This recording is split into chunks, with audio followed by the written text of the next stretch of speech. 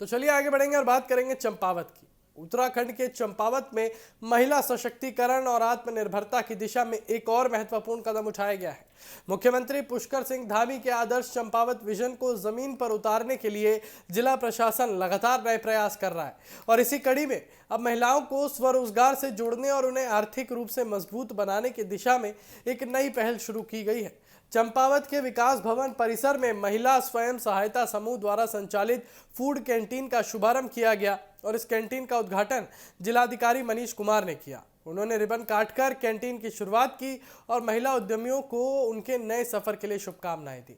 इस अवसर पर उन्होंने कहा कि आज स्वयं सहायता समूहों की महिलाएं केवल अपने परिवार की आर्थिक स्थिति नहीं बदल रही, बल्कि आत्मनिर्भर भारत की मजबूत पहचान भी बन रही है। राष्ट्रीय ग्रामीण आजीविका मिशन यानी कि NRLM के तहत डणा बिष्ट निवासी ऋतु कुलेठा को अनटाइड फंड के से 65,000 रुपए की वित्तीय सहायता प्रदान की गई और इसी सहायता से उन्होंने विकास भवन परिसर में फूड कैंटीन की स्थापना की और प्रशासन का मानना है कि ये पहल अन्य महिलाओं के लिए भी प्रेरणा बनेगी और स्वरोजगार के नए रास्ते खोलेगी। जिलाधिकारी मनीष कुमार ने कहा कि सरकार की विभिन्न योजनाओं का मुख्य उद्देश्य महिलाओं को आर्थिक रूप से सशक्त बनाना और उन्हें सम्मानजनक रोजगार उपलब्ध कराना है। उन्होंने महिलाओं से अपील की कि वो आत्मनिर्भर बनने के साथ साथ समाज में सकारात्मक बदलाव की भी मिसाल बने। और कार्यक्रम के दौरान अपर परियोजना निदेशक विम्मी जोशी ने बताया कि राष्ट्रीय ग्रामीण आजीविका मिशन का उद्देश्य स्वयं सहायता समूहों को आर्थिक रूप से मजबूत बनाकर उन्हें स्थायी आजीविका उपलब्ध कराना है।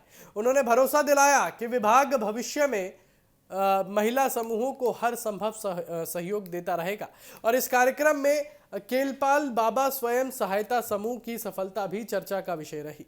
समूह की सदस्य पार्वती आज सफलतापूर्वक पार्वती टिफिन सर्विस का संचालन कर रही है। इसके अलावा वो विभिन्न सरकारी और सामाजिक कार्यक्रमों के लिए केटरिंग और पार्टी ऑर्डर की सेवाएं भी उपलब्ध करा रही है। समूह को आजीविका गतिविधियों को आगे बढ़ाने के लिए रिवॉल्विंग फंड से 25,000 रुपये और CIF फंड से 75,000 रुपये की आर्थिक सहायता भी दी गई है और इस सहयोग से समूह की आय में लगातार वृद्धि हुई है और स्थानीय स्तर पर अन्य महिलाओं के लिए भी रोजगार के अवसर तैयार हो रहे हैं। तो कुल मिलाकर चंपावत में महिला स्वयं सहायता समूह को आर्थिक रूप से मजबूत बनाने की ये पहल केवल एक फूड कैंटीन के उद्घाटन तक सीमित नहीं है, बल्कि ये महिलाओं को आत्मनिर्भर बनाने, स्थानीय अर्थव्यवस्था को मजबूती देने और आदर्श चंपावत के विजन को साकार करने की दिशा में एक महत्वपूर्ण कदम माना जा रहा है। नाम ऋतु जोशी, मैं कुलेठी गांव से। मेरे समूह का नाम है जय केलपाल बाबा स्वयं सहायता समूह, जिसमें मैं धन्यवाद करूंगी माननीय पुष्कर सिंह धामी जी का, हमारे DM सर का और APD मैडम का, जिन्होंने कैंटीन के माध्यम से मुझे यहाँ पर काम करने का सुनहरा अवसर प्रदान किया। आप सभी का बहुत बहुत धन्यवाद।